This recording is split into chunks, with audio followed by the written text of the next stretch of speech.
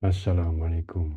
One of the most important themes in my early studies of Buddhism was death and impermanence. It wasn't just another subject among many, it was the subject that struck me the deepest. In fact, the meditation on death became my favorite practice because it goes right to the root of my spiritual longing. I can trace my own awakening, the first of a long series, to a moment of becoming deeply conscious of death, not just as an idea, but as a living, undeniable reality. That moment changed me. Since then, I've never been able to brush it aside the way most people do, the way I once did myself. Something in me had seen the truth and could never go back to sleep. In every authentic spiritual path, this reflection on death is essential. In Islam, it is called the destroyer of pleasures. And that's true. It really does destroy illusion. I've experienced that personally. When the awareness of death truly enters your heart, it shatters the enchantment of the world. There's a big difference between knowing intellectually that you are going to die and knowing it with your whole being. Most of us can say the words, yes, I know I'll die, but it doesn't move us. Our hearts remain untouched. Perhaps as a kind of protection, because the ego doesn't want us to think about death. Neither does the devil. It would ruin his strategy. It would take away his bargaining power. Because once you know that your time here is brief, the temptations of the world lose their shine. The poet Charles Bukowski said, "We're all going to die, all of us. What a circus. That alone should make us love each other, but it doesn't. We are terrorized and flattened by trivialities. We are eaten up by nothing." That's exactly it. When death becomes real, you see how much of life is spent chasing shadows. As the Hadith says, this world is not worth the wing of a mosquito. And when you truly see through the illusion of permanence, that verse becomes vividly real. You start to see the triviality of most of what occupies us. The sound and fury signifying nothing, as Shakespeare said. Death is a scary subject for most people because we identify with what is impermanent, with what is changing. We instinctively cling to what's passing, as if we could somehow stop the movement of change. And that is the root of the fear of death. Yet, impermanence is the very fabric of creation. Nothing is permanent in this world except change itself. Change is constant, unstoppable, and paradoxically, change is life. Stagnation is the real death we should fear. Look around in the sea, in the seasons, in the falling leaves of October. Everything in nature changes without resistance. Nature doesn't fight its own dying. Only humans do. Why? Because we've been given free will, and with it, forgetfulness.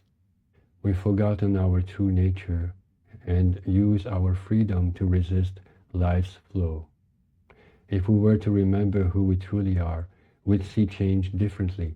We'd recognize that without change there is no life. Without death there is no renewal. Each moment dies so the next can be born. Time itself is change, life unfolding. Death never comes without birth, and birth never comes without death. They are two sides of one reality. The modern world, especially the Western world, whose ways now reach across the entire globe, does not want you to think about death. This world hides it. 100 years ago, people lived with death close by. They would see it. People often died at home, surrounded by family. Today, death happens in hospitals, far from our sight. We no longer want to see the sick or the dying. We hide them away because death is unpleasant. It is truly the destroyer of pleasure. The same with old age.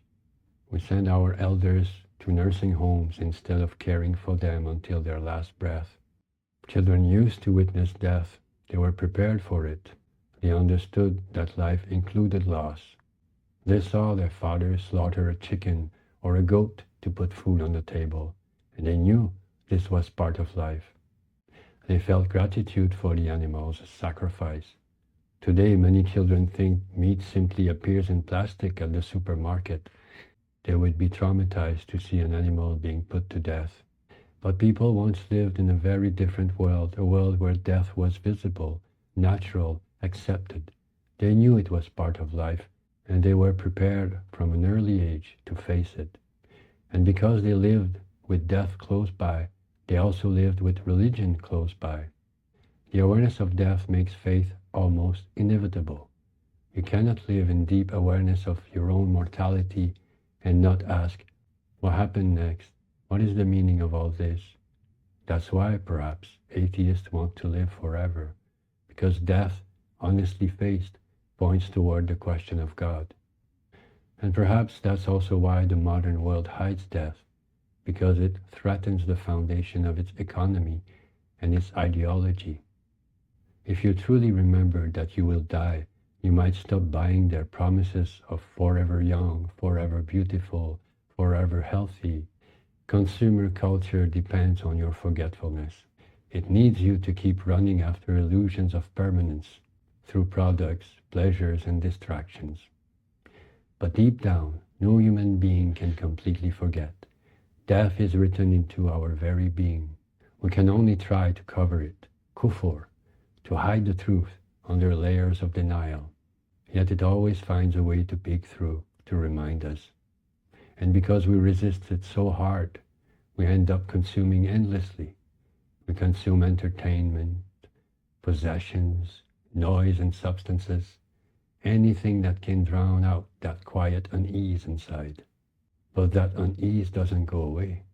It simply drives us into addiction and despair.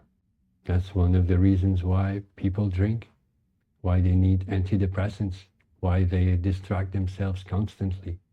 It's the deep, nameless anxiety that comes from trying to deny death, to forget what can't be forgotten. When I used to teach meditation on death and impermanence as a Buddhist teacher years ago, someone once told me they were afraid that by meditating on death, they might somehow attract it, as though thinking about it would bring it closer like a curse. I told them the cause of death is not thinking about death. The cause of death is being born. The day we were born, the conditions for our dying are already set in motion. No one dies who hasn't lived before. Only the living can die. By resisting death, we're actually resisting life. But resistance is only an illusion of control. You can't stop the movement of the clock by closing your eyes to it. Physical death is not the opposite of life, it's the opposite of birth. Both are necessary for movement, and movement is the essence of life. So to come to terms with your own mortality is not morbid, it's awakening. It forces you to discover who you truly are, beyond what dies.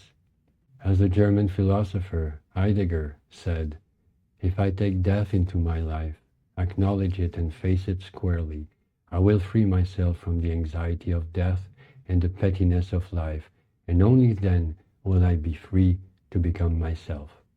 And this is exactly the point. When you face death with open eyes, you also free yourself from the tyranny of fear. You begin to live with authenticity, with presence. Death no longer enslaves you, it frees you. Imagine a caterpillar refusing to build its cocoon, terrified of transformation. That's the state of many modern people today, trying desperately to cheat death, to live forever through technology or science.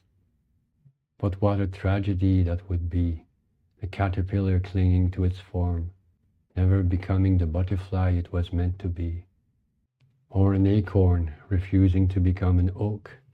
By denying death, they deny life itself. Change will happen, and the part of us that fears death, the ego, the false self, that's precisely what needs to die. That's the meaning of the saying, die before you die. Die as the acorn so you can become the oak. Die as the caterpillar so you can become the butterfly. By accepting death and impermanence wholeheartedly, we awaken to a new kind of life, an awakened life. That's the promise that the meditation on death holds, that by facing death fully, we begin to live fully. Each moment becomes precious, alive, fresh, as if it were our last.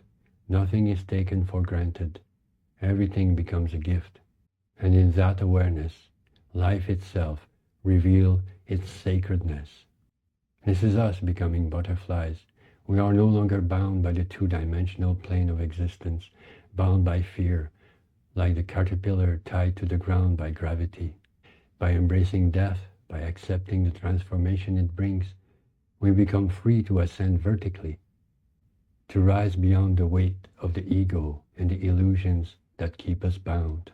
When you truly see this, death is no longer your enemy. It becomes your teacher, the one that brings everything into perspective, the one that reminds you of what truly matters. When you truly see this, death is no longer your enemy. It becomes your teacher, the one that brings everything into perspective, the one that reminds you of what truly matters.